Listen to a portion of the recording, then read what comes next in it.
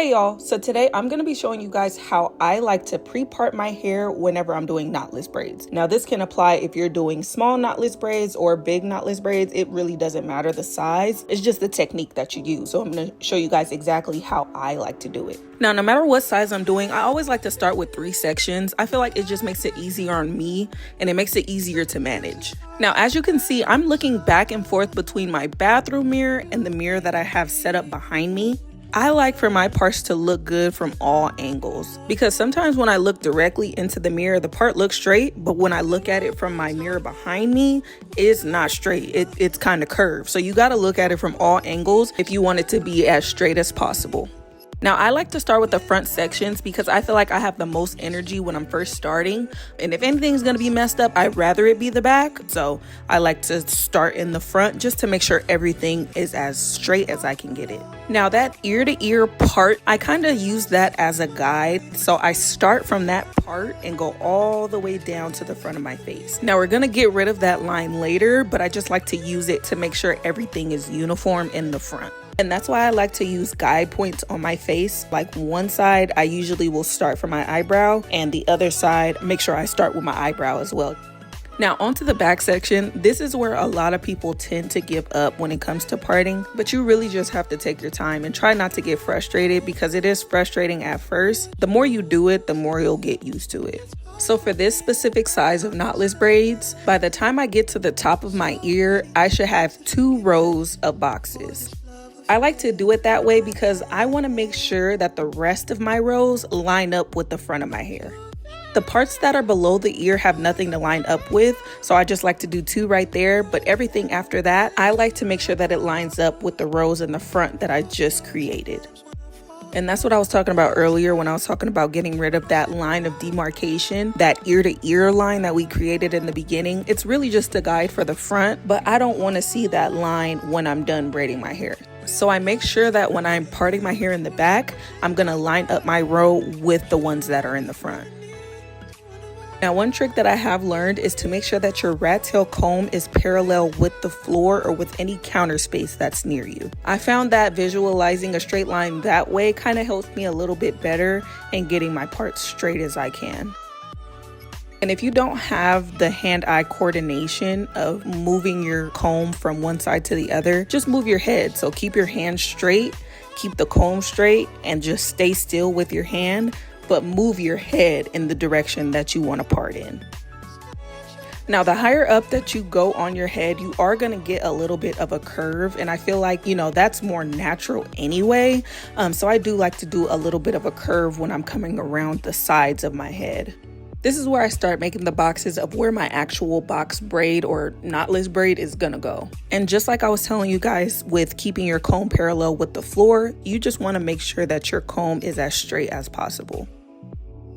Now, I personally do like the brick layer parting method. I feel like it just looks neater and it makes your braids lay flatter.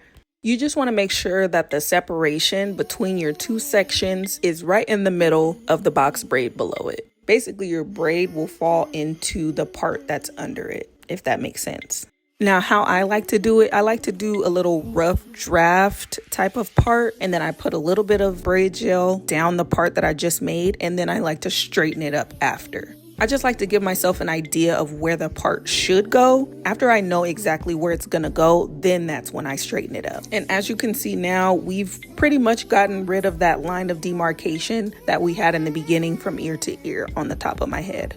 The top of my hair is probably the hardest part because when you're at the back, at the top, you have to make sure that the curve is right. And you have to make sure that you have enough width in the parts that you're making so it's not too skinny or it's not too thick and it's still lining up with the rest of your hair. So for me, that is the hardest part and it takes me the longest. I like to just open up my hair and look in between to make sure that I have enough width in between the top part and the bottom part so it's still a healthy looking braid. It's not too skinny, it's not too fat. I just want it to be just right. So don't be scared to go up in there, open it up, make sure that you have enough room in between the top and the bottom so that your braid is not looking too skimpy. Now, once I get to the top, I just do one side and I make sure everything's parted correctly and make sure everything's falling within the part below it. And then I just do the same thing on the other side. Now that whole process of me parting took a good 2 hours. But honestly, it's not that bad. I feel like it's worth it for me because I don't like the idea of parting and braiding and parting and braiding. What if you run out of room when you've already braided some hair? So I just like to be prepared and know how many braids I have left, and that way I can have an idea of how much hair I need. So I just like it this way a little bit better. So I'm gonna be honest with you guys, I'm not the best teacher in trying to explain how I feed in the hair when I'm doing my knotless braids. I kind of just figured it out one day and I've gotten better with time on doing it on myself. But a lot of people did ask me how many pieces I fed into the hair on each braid. On each braid, I put in 5 pieces of hair. So right in the beginning, I put in a piece and then I braid it down maybe twice and then I add another piece just to make sure that my braid is even. And then I get maybe about down to my chin area. Then I add another piece of hair and then I get down to where my real hair ends and I add another piece of hair. And then once I'm maybe down to about my waist, then I added my last piece of hair. So 5 in total, and these braids were super long. They probably were about mid-thigh length, so 5 pieces was enough. And you always want to make sure that you're matching the density of your hair to how much hair you feed in. You don't want to have super thin hair and add in a whole lot of hair because first, it's going to look crazy. And second, you're going to cause a lot of unnecessary tension, which will lead to breakage. And you don't want to have super thick hair and not have enough hair, and then your braid be super thick at the top, and then when you get down it's like super thin and you notice the density drop. So you really just have to fill it out and make sure you're adding the correct density to what you're feeding into your hair. And with these braids, I feel like the density matched really well because it was pretty much thick from my root all the way down to my tip. And that's why I like to add a little bit of a thicker piece of hair. And I add about 5 pieces just to make sure that it's a smooth transition even when my own hair ends. But yeah, y'all, that's pretty much it on how I did these knotless braids. I'm probably going to do some smaller ones in the future.